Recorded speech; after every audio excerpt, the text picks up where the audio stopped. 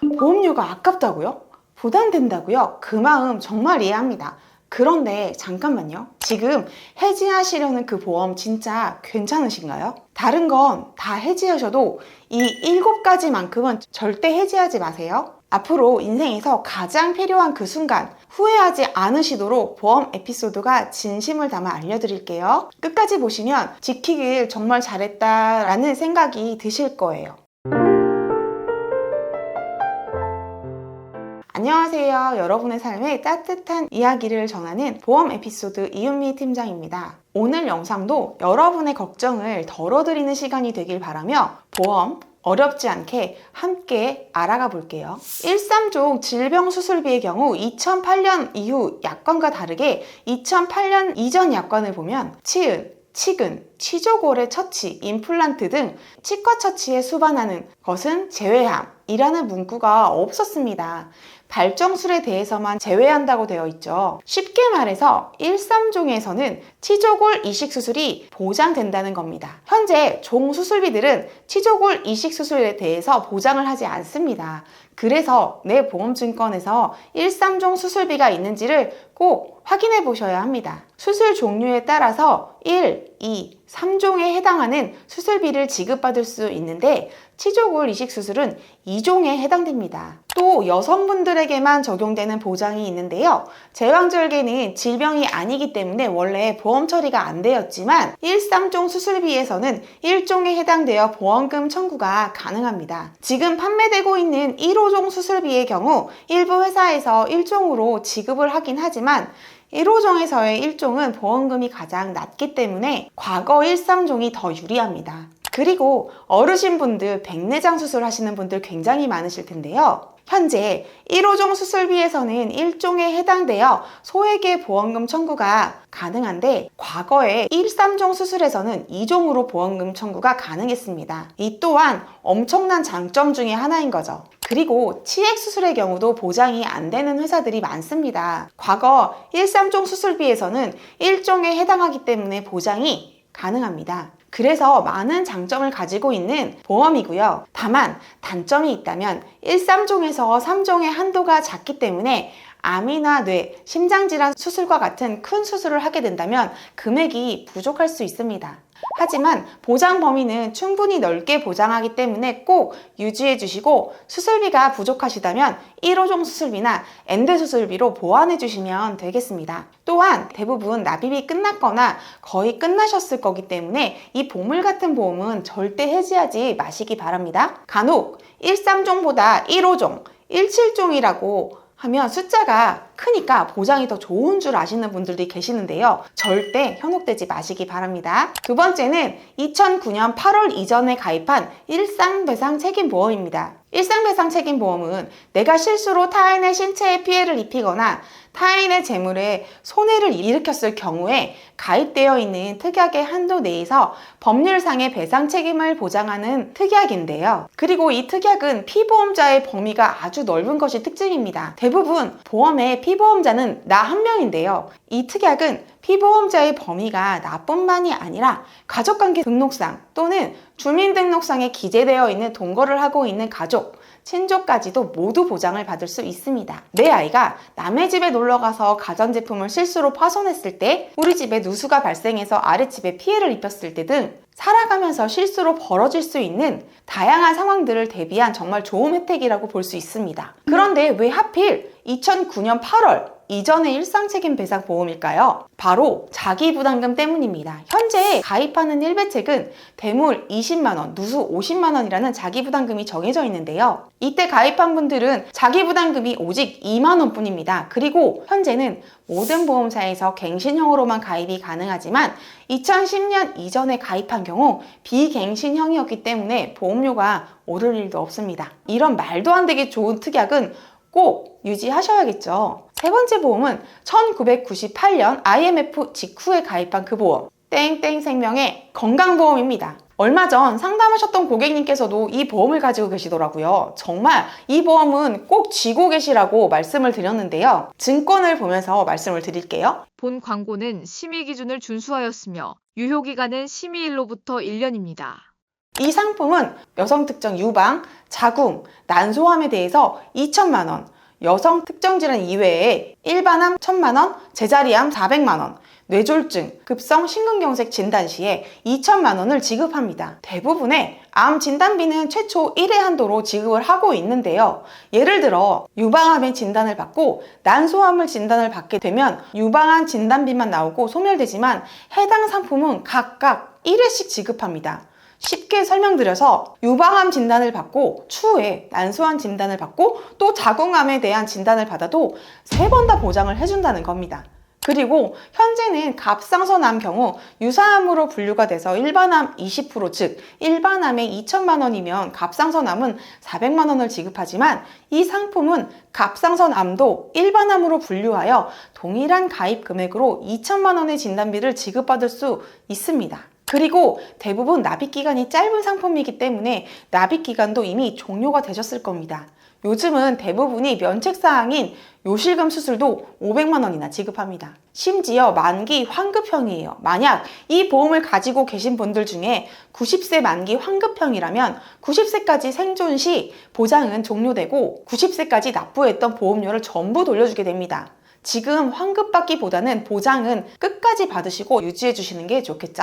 다음 4번째는 2020년도에서 2022년도 10월까지 가입한 암보험입니다. 갑상선암의 경우 15세에서 64세 암 발생률 1위인데요. 현재는 유사암에 해당하는 갑상선암, 기타 피부암, 경계성 종양, 제자리암 이 4가지는 일반암 20% 한도로 지급을 하지만 2020년도에서 2022년도 10월까지 가입 가능했던 암보험은 일반암과 유사암이 1대1 비율이었습니다. 일반암 5천만 원, 유사암 5천만 원 이렇게 가능했다는 거죠. 잘 조합하게 되면 일반암 1억, 유사암 1억까지도 가입을 할 수 있었습니다. 최근에도 암보험 가입 상담을 하다 보면 많이 요청하시는 내용이 있는데요. 다 좋은데 유사암 진단비만 좀 높일 수 없을까요? 이렇게 물어보시더라고요. 앞서 말씀드렸지만 발생률도 높고 다른 암에 비해 자주 듣게 되는 암이 단연 갑상선암인데요. 특히 여성분들의 경우 갑상선암으로 가정력이 있으신 분들은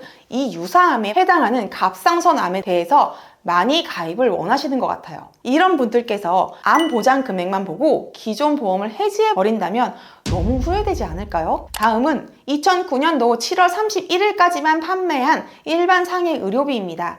이때 당시에는 상해 질병이 통원 의료비 또는 일반 상해 의료비 둘 중 하나를 선택해서 담보 구성을 할 수 있었습니다. 이 중에서 일반 상해 의료비를 선택하신 분들은 교통사고와 산재사고에서 발생한 총 의료비의 50%를 보상받을 수 있었습니다. 가입 금액이 100만 원에서 1000만 원까지 가능했으니 해당 가입 금액 안에서 보상이 가능하겠죠. 더 쉽게 설명드리자면 실손보험은 실제 손해본 의료비를 보상하는 상품입니다. 예를 들어서 상대방 과실이 100%인 교통사고가 발생했을 때 치료비 500만 원이 발생했다고 가정해 볼게요.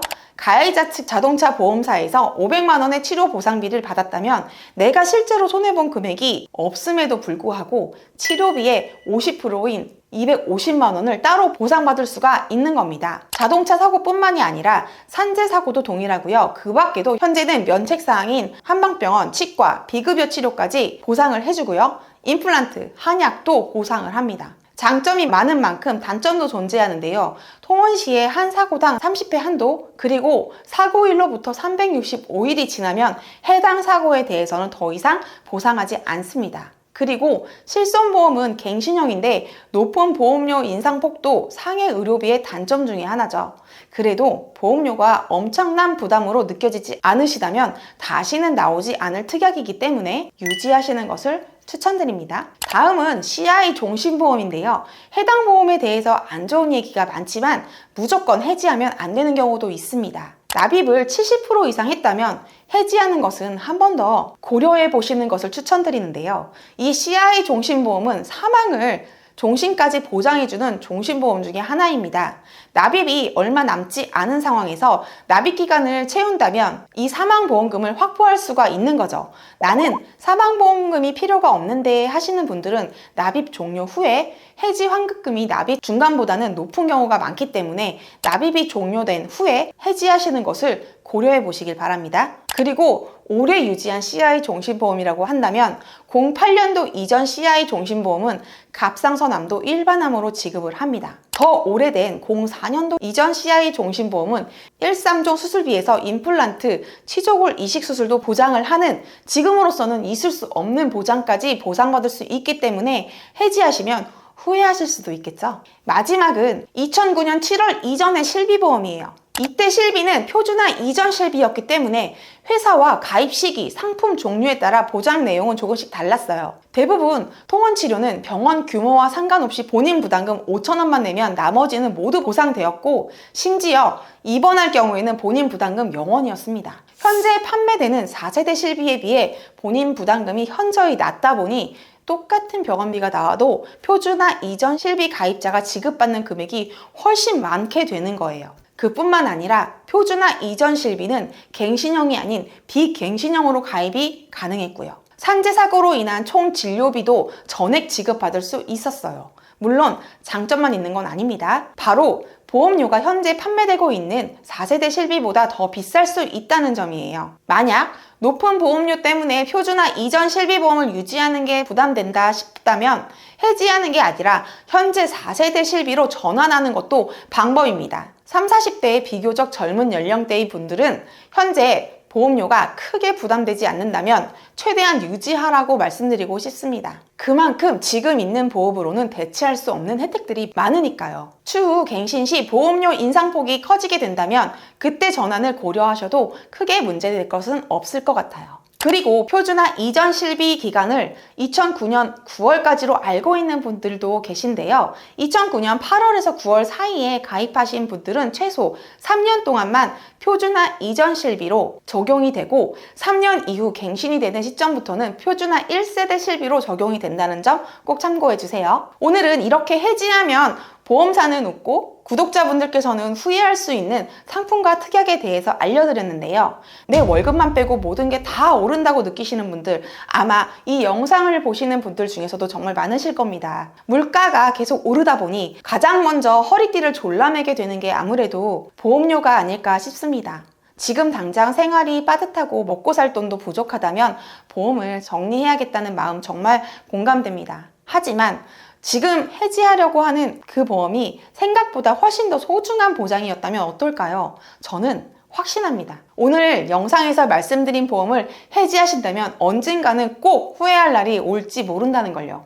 보험 상품과 특약은 종류도 너무 많고 솔직히 저희 설계사들도 전부 외우기 힘들 정도로 복잡합니다. 그래서 더더욱 지금 내 보험이 어떤 보장을 담고 있는지 체크하는 일은 꼭 필요합니다. 혹시라도 내 보험이 무엇을 보장해 주는지조차도 모르겠다 하신다면, 또는 약관을 봐도 도저히 이해가 안 되신다면 위에 안내된 연락처로 편하게 문의를 주세요. 친절하고 자세하게 내게 꼭 맞는 보장이 무엇인지 함께 살펴드릴게요. 보험 에피소드는 고객님의 따뜻한 이야기를 기다리고 있겠습니다. 오늘도 소중한 시간 내어 시청해 주셔서 감사드립니다. 당신의 든든한 보험 친구, 보험 에피소드였습니다.